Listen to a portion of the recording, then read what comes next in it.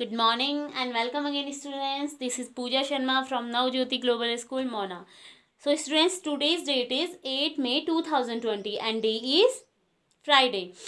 So students, कल हमने class 4th का चैप्टर नंबर 3 टॉपिक पढ़ा था नोजेस, जो चैप्टर पढ़ा था नोजेस, जिसमें क्या होता है, एक छोटी सी बच्ची होती है जो खुद को मिरर में देखती है एंड अपनी नोज को फनी बताती है एंड अलग अलग वे से उसे प्रेजेंट करती है.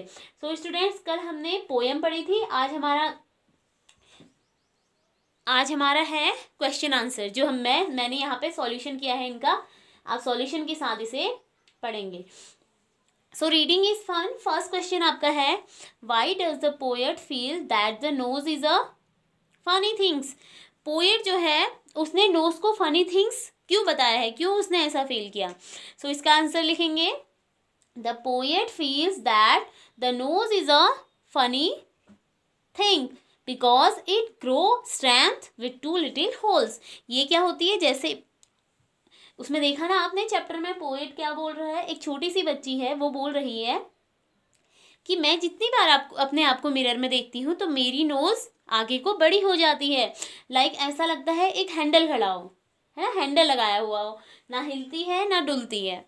तो इसी से बेस्ड इसमें आंसर है, the poet feels that the nose is a funny things because it grows strength with two little holes. So next question है हमारा फिर, why is your nose important for you. आपकी नोज आपके लिए क्यों important है, क्यों है बच्चों. Nose is important for us as it help us in breathing. Nose हमारे लिए क्यों इम्पोर्टेंट है, क्योंकि ये हमारी सांस लेने में हेल्प करती है. ठीक है. नाउ थर्ड क्वेश्चन है, does the child in the poem like her knows. क्या बच्ची इस पोएम में अपनी नोज को लाइक करती है. आपने पढ़ा, जिस हिसाब से उसने एक्सप्लेन किया है, अपनी नोज के बारे में बताया है कि वो एक फनी थिंग है एंड हैंडल की तरह है, और जैसे हंसती हूँ या फिर शाउट करती हूँ, गीगल करती हूँ, तो मेरी नोज क्या होती है, हिलती भी नहीं है, अजीब सी फनी हो जाती है, मोटी सी हो जाती है. तो वो इससे हमें क्या पता चलता है कि पोएट जो चाइल्ड है वो अपनी नोज को लाइक नहीं करती है. ठीक है. तो इसका आंसर हम लिखेंगे, no, the child is the poem does not like her nose. Now fourth question है, describe a few funny things you have seen. Do they make your laugh. ऐसी कुछ फनी थिंग्स के बारे में बताओ जो आपने देख रखी हैं, जिसको देख के आपको हंसी आती है. ठीक है.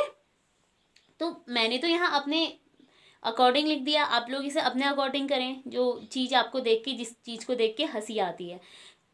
जो the funny things that I have seen are pigs grunting. अगर आप पिग की ग्रंटिंग देखेंगे एंड फ्रॉग्स होपिंग, पिग की ग्रंटिंग देखेंगे एंड फ्रॉग तो सारे बच्चों ने देखा है, फ्रॉग की होपिंग, फ्रॉग उछलता कैसे है, अजीब तरीके से ना, उसको देख के हंसी आती है. They always make me laugh. ठीक है. ये हमेशा मुझे हंसाती हैं. ठीक है. तो मैंने अपने अकॉर्डिंग लिखा है. आप लोगों को जो ऐसी फनी थिंग्स लिखी जिससे आप लाफ करते हो वो आप यहाँ पे लिख सकते हैं. नाउ फिफ्थ क्वेश्चन है, write two sentence about other animal which can breathe under water. अब इसमें क्या करना है, 2 सेंटेंसेस लिखने हैं अपने एनिमल्स के बारे में. 2 सेंटेंसेस लिखने हैं जो वाटर के अंदर ब्रीथ करते हैं, सांस लेते हैं. ठीक है. तो मैंने अपने अकॉर्डिंग लिखा है, आप अपने अकॉर्डिंग कुछ भी इसमें लिख सकते हैं. लाइक क्रोकोडाइल्स होते हैं. ठीक है. The frog can breathe in water through their skill. अपनी स्किल के थ्रू पे, अपनी स्किन के थ्रू वो वाटर के अंदर भी सांस ले सकते हैं फ्रॉग.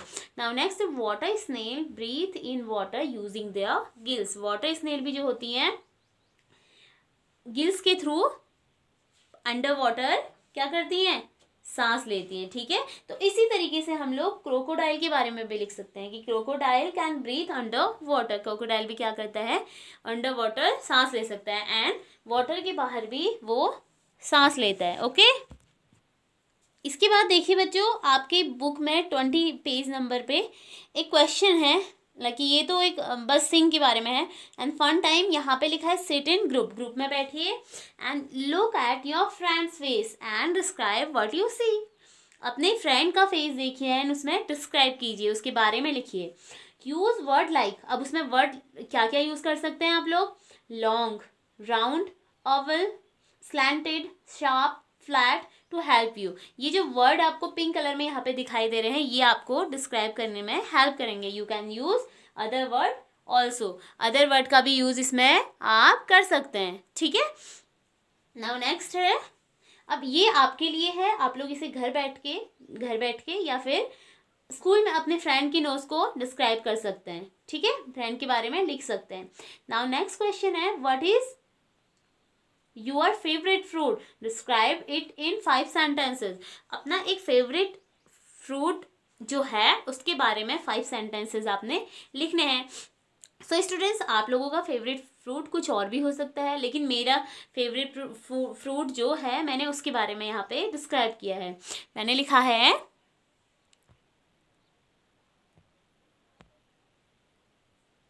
देखिए बच्चों क्या लिखा है, my favourite fruit is Apple. मेरा फेवरेट फ्रूट क्या है? Apple. It is very tasty, ये क्या होता है? बहुत टेस्टी होता है।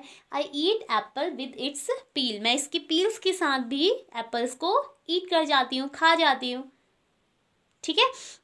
सो ये मेरा व्यू था अपने फेवरेट फ्रूट के बारे में। आप लोग भी अपना व्यू दीजिए, डिस्क्राइब कीजिए उसे, अपने फेवरेट फ्रूट को, ठीक है। नाउ नेक्स्ट, उसी से रिलेटेड, जो फेवरेट फ्रूट से रिलेटेड हमारे कुछ क्वेश्चंस होते हैं। क्वेश्चन है यहाँ पे, क्वेश्चन नंबर फर्स्ट है, हाउ डज इट स्मेल, इसकी स्मेल कैसी होती है।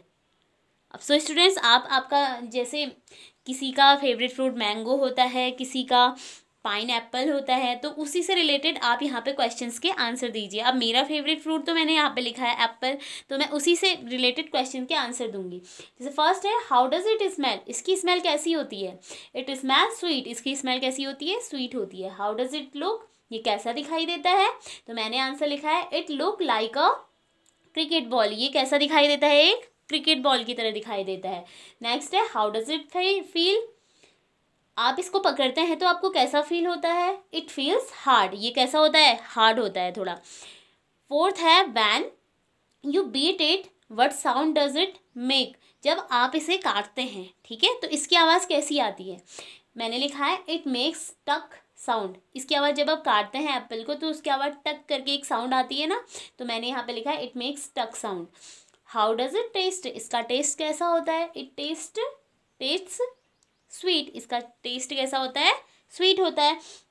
सो स्टूडेंट्स, ये तो ज़्यादा इंपॉर्टेंट है नहीं, इसके पीछे भी इंपॉर्टेंट नहीं है, तो जो जो इंपॉर्टेंट थिंग्स यहाँ पे थी मैंने आपको क्लियर करा दी हैं, एंड क्वेश्चंस के आंसर भी डिफाइन करा दिए हैं। आई होप आप लोगों को समझ आया होगा, एंड आप लोग इसे घर में सॉल्व करें, बैठ के सॉल्व करें, एंड जो क्वेश्चंस आंसर मैंने बताए हैं आप उसे लिखें नोटबुक में, ठीक है। और अपनी होमवर्क वाला जो ग्रुप है आपकी क्लास का, उसमें आप अपना होमवर्क भी सेंड करें।